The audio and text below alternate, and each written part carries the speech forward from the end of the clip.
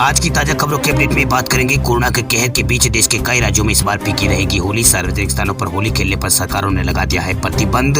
आखिर कौन कौन से राज्यों में लगाया गया ये प्रतिबंध बताएंगे आपको इस अपडेट में। साथ ही यहाँ पर बैंक खाता धारकों के लिए जरूरी खबर है। इसके अलावा आधार कार्ड को लेकर भी एक बड़ी खबर आ रही है सामने। इस खबर को भी जानेंगे पूरे विस्तार से। साथ ही यहाँ पर पर्सनल लोन लेने वाले लोगों के लिए जरूरी खबर है। इस खबर को भी जानेंगे विस्तार से। साथ ही यहाँ पर देश के 2 शहरों में 4 अप्रैल तक लगा दिया गया है संपूर्ण लॉकडाउन। इस खबर को भी जानेंगे विस्तार से। साथ ही यहाँ पर अब व्हाट्सएप पर फेक मैसेज भेजने वालों का अब खैर नहीं, सरकार ने तैयार किया है नया सिस्टम। आखिर क्या है ये नया सिस्टम बताएंगे आपको इस अपडेट में। साथ ही यहाँ पर फ्री वाईफाई का इस्तेमाल करने वाले लोगों के लिए जरूरी खबर है। साथ ही आज की तमाम बड़ी और काम की खबरों की बात करेंगे इस अपडेट। बात करते हैं आज की पहली बड़ी खबर की। तो होली पर भारी महामारी, दिल्ली मुंबई के बाद अब हरियाणा में भी होली पर लगी है रोक। कोरोना संक्रमण फिर से मुंह उठाने लगा है। आलम यह है कि इस महामारी की चपेट में हमारे तीज त्योहार भी आ रहे हैं। कोविड-19 के बढ़ते मामलों को देखते हुए कई राज्यों ने लॉकडाउन, नाइट कर्फ्यू जैसे सख्त कदम उठाने शुरू कर दिए हैं। कोरोना के बढ़ते मामलों को देखते हुए दिल्ली, मुंबई, ओडिशा, चंडीगढ़, बिहार समेत देश के कई राज्यों और शहरों में यहाँ पर सार्वजनिक तौर पर होली मनाने पर पाबंदी लगाई गई। इस कड़ी में हरियाणा भी शामिल हो गया है।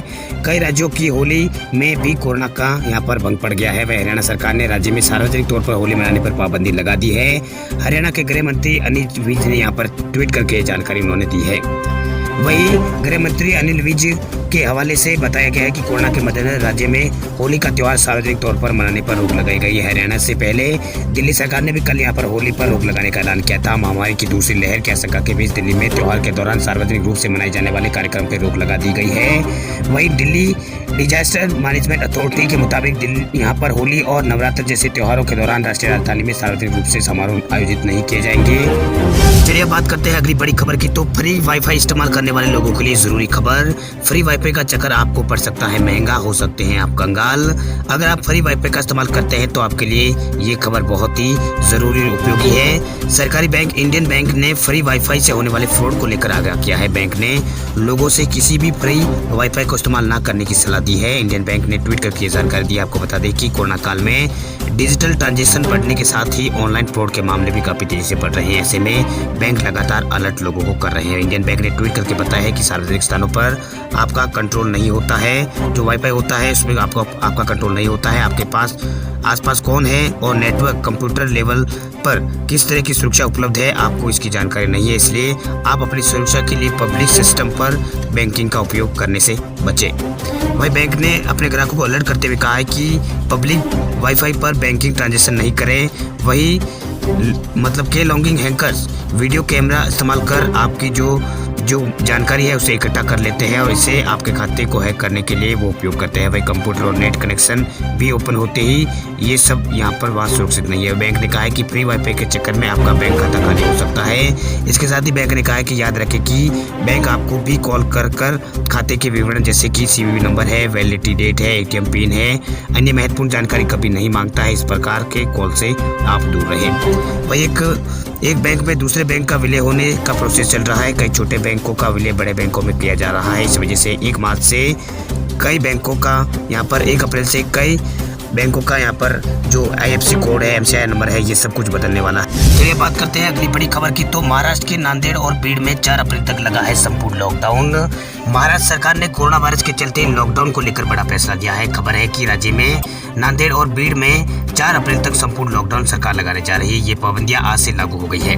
हालांकि इस दौरान जरूरी जो चीजें होती है, जो जरूरी सेवाएं होती है वो चालू रहेगी। वही प्रशासन ने दूध सब्जी की दुकानों को सुबह 7 बजे से लेकर दोपहर 12 बजे तक खोलने की छूट दी है। खास बात यह है कि राज्य के कई जिलों में पहले ही वीकेंड लॉकडाउन और नाइट कर्फ्यू जारी है।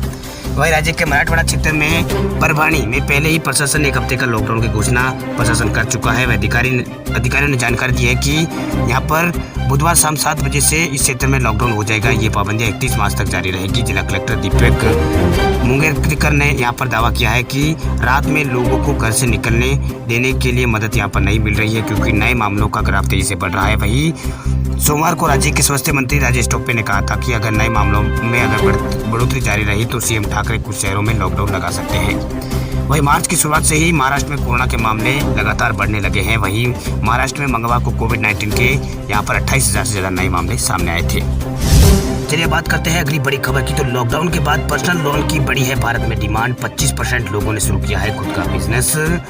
देश में पर्सनल लोन की जो डिमांड है वो लगातार बढ़ती जा रही है। मुंबई में 25% लोगों ने खुद का यहाँ पर व्यापार शुरू करने के लिए पर्सनल लोन लेना पसंद किया है। वहीं 17% लोन आवेदन 2 पहिया और 4 पहिया वाहनों खरीदने के लिए थे। वहीं कोरोना काल में वर्क फ्रॉम होम के कारण 15% ने लैपटॉप और टैबलेट जैसे इलेक्ट्रॉनिक उपकरण खरीदने के लिए यहाँ पर लोन लिया है। वही बेरोल people report by India let's की एक रिपोर्ट में ये तथ्य सामने आए हैं। वही इंडिया लेट्स के आधुनिक डिजिटल लैंडिंग प्लेटफॉर्म है जो एक वर्ष पहले लॉकडाउन होने से समय पर लेने वालों को कर्ज और व्यवहार का अध्ययन ये कर रहा था। ये राष्ट्रव्यापी अध्ययन प्रथम और द्वितीय श्रेणी के शहरों में 25 मार्च 2020 से 20 मार्च 2021 के बीच यहाँ पर किया गया है। ये 21 से 55 वर्ष के 1.5 लाख कर्ज लेने वाले लोगों के डेटा पर आधारित है। वहीं इस राष्ट्रव्यापी डाटा के अनुसार 25% लोगों ने अपना खुद का व्यापार शुरू करने के लिए व्यक्तिगत ऋण लिया है। वहीं 18% ने अपनी स्वास्थ्य संबंधित जरूरत को पूरा करने के लिए लोन लिया है। इसके अलावा पर्सनल लोन लिया है। वहीं 17% ने 2 पहिया या फिर 4 पहिया वाहन खरीदने के लिए लोन लिया है। इसमें ज्यादातर लोन कोविड-19 महामारी के कारण सामाजिक और आर्थिक प्रभाव के कारण यहाँ पर ये लोन लिए गए हैं। वहीं दिल्ली एनसीआर क्षेत्र में सबसे ज्यादा ऋण आवेदन आए हैं। वहीं द्वितीय श्रेणी के शहरों में आने वाला ऋण आवेदन में 38% बढ़ोतरी देखी गई है। वहीं देश के कई राज्यों में यहाँ पर जो पर्सनल लोन है उसका जो परसेंट है वो सबसे ज्यादा बड़ा है। चलिए बात करते हैं अगली बड़ी खबर की। तो व्हाट्सएप पर फेक मैसेज भेजने वालों की अब खैर नहीं, सरकार तैयार कर रही है नया सिस्टम। भारत सरकार एक ऐसा सिस्टम लाने का प्लान कर रही है जिससे व्हाट्सएप पर फेक और स्पैम मैसेज को रोक लगाने में मदद मिलेगी। जानकारी के अनुसार व्हाट्सएप को सरकार ने हर संदेश के लिए एक अल्फा न्यूमेरिक हैश यहाँ पर सिस्टम शुरू करने के लिए कहा है। इसका उद्देश्य केवल वायरल हो रहे स्पैम मैसेज पर काबू पाना है। इससे फैलने वाली भ्रामक सूचनाओं पर लोगों को ये सूचनाओं से बचाना है। वही काफी समय पहले से टॉप लेवल के सरकारी अधिकारियों और व्हाट्सएप के अधिकारी यहाँ पर स्पैम संदेशों की आपत्ति को पता लगाने के लिए बातचीत में लगे हैं, लेकिन एंड टू एंड एन्क्रिप्शन की वजह से फेसबुक की स्वामित्व वाली कंपनी इस पर कोई भी यहाँ पर बड़ा फैसला नहीं ले पाई है। व्हाट्सएप की माने तो व्हाट्सएप पर हर रोज मैसेज इनक्रिप्ट होते हैं। वही अगर मैसेज को यहाँ पर ओरिजिन का पता लगाने की कोशिश की जाएगी तो इसे एंड टू एंड एन्क्रिप्शन तकनीकी ब्रेक हो जाएगी। वही मीडिया रिपोर्ट के मुताबिक अब भारत सरकार इसके लिए दूसरा समाधान लेकर आई है। भारत सरकार एक नया सिस्टम लाने पर प्रस्ताव व्हाट्सएप को दे रही है जिसके माध्यम से प्लेटफॉर्म की एंड टू एंड एन्क्रिप्शन तकनीकी को तोड़े बिना मैसेज की ओरिजिन का पता लगाया जा सकेगा। इस नए सिस्टम को अल्फा न्यूमेरिक हैश नाम दिया गया है। चलिए बात करते हैं अगली बड़ी खबर की। तो बैंक खाताधारकों के लिए जरूरी खबर, जल्दी निपटा ले अपना बैंक से जुड़ा काम। 27 मार्च से 4 अप्रैल तक 7 दिन बंद रहेंगे बैंक। अगर आपको बैंक से जुड़ा कोई भी काम है तो फटाफट आपको निपटा लेना चाहिए, क्योंकि 27 मार्च से लेकर 4 अप्रैल के बीच सिर्फ 2 दिन बैंक खुले रहेंगे। 27 मार्च को महीने का चौथा शनिवार होने के कारण छुट्टी रहेगी। 28 मार्च को रविवार के दिन यहाँ पर छुट्टी रहेगी। वही सोमवार को होली के कारण बैंक बंद रहेंगे। ऐसे में आपको बैंक से जुड़ा जो काम है उसे यहाँ पर निपटा लेना चाहिए। वही 30 मार्च को और 31 यहाँ पर 3 अप्रैल को बैंकों में कामकाज होगा। वही 31 मार्च को बैंकों में छुट्टियां नहीं रहेगी लेकिन कामकाज नहीं होगा। वही फाइनेंशियल ईयर का आखिरी दिन होने के चलते ग्राहकों से जुड़ा काम कोई भी बैंकों में नहीं होगा। यहाँ पर आपको बता दें कि 27 तारीख को जो महीने का आखिरी शनिवार है इसकी वजह से बैंक बंद रहेगा। 28 तारीख को रविवार है। वही 29 तारीख को होली है इसलिए ये बैंक बंद रहेंगे। वही 30 को पटना में बैंक बंद रहेंगे। 31 मार्च के दिन फाइनल शेयर का आखिरी दिन होने के कारण बैंक यहाँ पर खुले तो रहेंगे लेकिन यहाँ पर बैंकों से जुड़ा कोई भी काम इस बैंकों के अंदर उस दिन नहीं होगा। वही 2 अप्रैल को गुड फ्राइडे की छुट्टी है। वही 3 अप्रैल को शनिवार होने के कारण पहला शनिवार है इसलिए बैंक यहाँ पर खुले रहेंगे। तीसरे शनिवार को यहाँ पर 4 को फिर रविवार आ गया है इसलिए 4 अप्रैल को यहाँ पर छुट्टी रहेगी।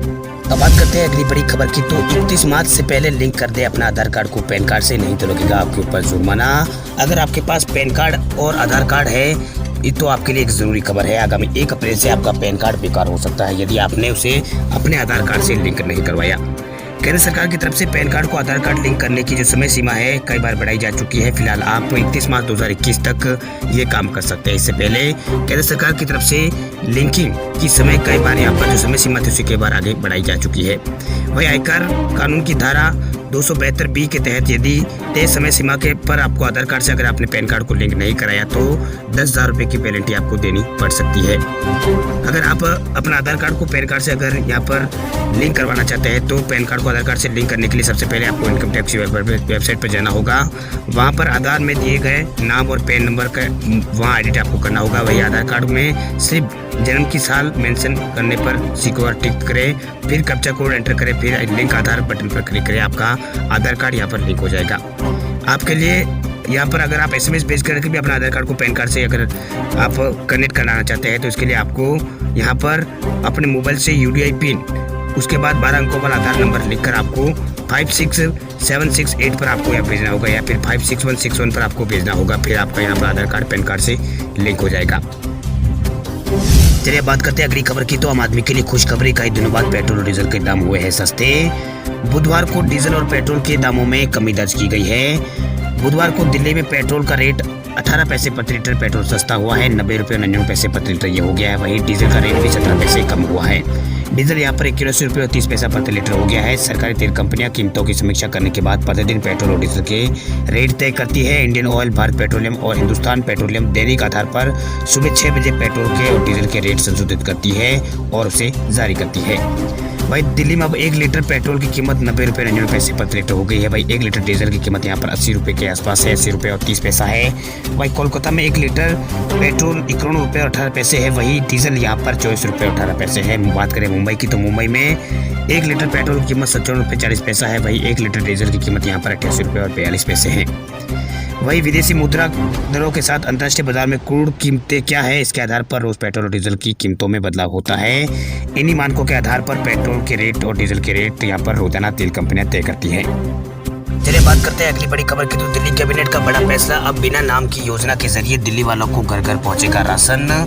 दिल्ली सरकार ने मुख्यमंत्री घर घर योजना को अब बिना किसी नाम के गरीबों के लिए चलाने की बात यहाँ पर की है। दिल्ली सरकार कैबिनेट ने यहाँ पर ये मंजूरी दे भी दी है। वही दिल्ली के मुख्यमंत्री अरविंद केजरीवाल की अध्यक्षता में बुधवार को हुई कैबिनेट बैठक में बिना नाम के घर घर राशन योजना पहुंचाने का निर्णय लिया है। केजरीवाल ने कहा है कि हमें श्रेय लेने के लिए कुछ नहीं चाहिए। उन्होंने कहा कि हमारा मकसद केवल जनता तक ईमानदारी से साफ सुथरा राशन पहुँचाना है। अब पात्र गरीब परिवारों को गेहूँ की जगह आटा और चीनी और चावल यहाँ पर बोरी में पैकेट में उनके घर यहाँ पर पहुँचाया जाएगा। ये सभी गतिविधियाँ खाद्य एवं आपूर्ति विभाग द्वारा की जाएगी। इससे पहले दिल्ली सरकार मुख्यमंत्री घर घर योजना के तहत पैकेट बंद राशन लोगों को घर घर पहुंचाने की घोषणा दिल्ली सरकार ने की थी, लेकिन केंद्र सरकार ने इस पर रोक लगा दी थी। केंद्र सरकार द्वारा मुख्यमंत्री घर घर योजना पर रोक लगाने के बाद केजरीवाल की अध्यक्षता में कैबिनेट की बैठक हुई, जिसमें योजना का नाम हटाने का प्रस्ताव को यहाँ पर मंजूरी दी गई है। अब इस योजना का कोई नाम नहीं है, लेकिन केजरीवाल सरकार पात्र परिवारों को घर घर यहाँ पर राशन का पैकेट यहाँ पर घर घर पहुँचाएगी। वही सरकार का कहना है कि पैकेट बंद राशन घर घर पहुँचने से राशन माफिया को राशन माफिया को जड़ से खत्म किया जा सकेगा और वास्तविक लाभार्थियों को राशन पहुंचाया जाएगा। चलिए बात करते हैं अगली बड़ी खबर की। तो कोरोना के आंकड़ों को लेकर आ रही है बड़ी अपडेट। 132 दिन बाद भारत में आए हैं 47,000 से ज्यादा कोरोना के केस। अब तक भारत में 5 करोड़ लोगों को दी जा चुकी है कोरोना की वैक्सीन।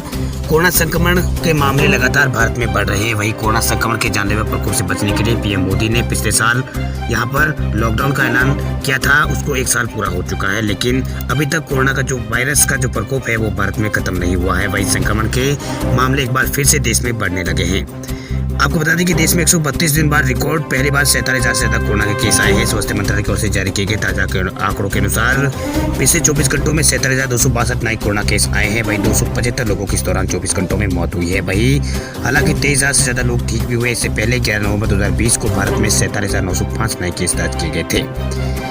एक समय था जब भारत में कोरोना संक्रमण के केस की संख्या घटने लगी थी। इसी साल 1 फरवरी को भारत में 8,735 नए कोरोना के केस दर्ज किए गए थे। वही एक दिन में मामलों की संख्या इस साल में सबसे कम है। वही देश में कुल मामलों की संख्या 1 करोड़ 70 लाख हो चुकी है।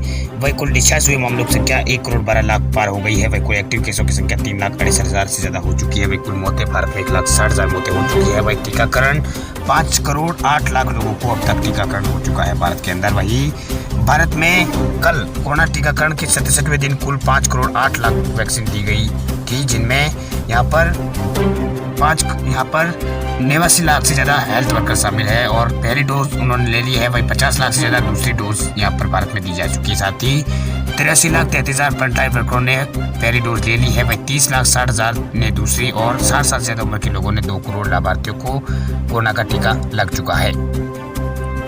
वहीं देश में जो सबसे ज्यादा मामले बढ़ रहे हैं वो महाराष्ट्र में बढ़ रहे हैं। महाराष्ट्र में पिछले 24 घंटों में 28,000 से ज्यादा नए मामले सामने आए हैं। कोरोना वायरस के सबसे ज्यादा मामले महाराष्ट्र में ही दर्ज हो रहे हैं। राज्य में कोरोना के टोटल मामले लगातार यहाँ पर बढ़ रहे हैं। वही 28,000 से ज्यादा नए मामले पिछले 24 घंटों में यहाँ पर सामने आए हैं। वहीं 132 लोगों की पिछले 24 घंटों में मौत हुई है। वही 13,165 लोग यहाँ पर ठीक भी हुए हैं। वही बात महाराष्ट्र के मंत्री भी यहाँ पर अब कोरोना संक्रमित हो रहे हैं। वही राज्य में अब तक जो कोरोना के मामलों की संख्या है वो 25,33,000 पार हो चुकी है।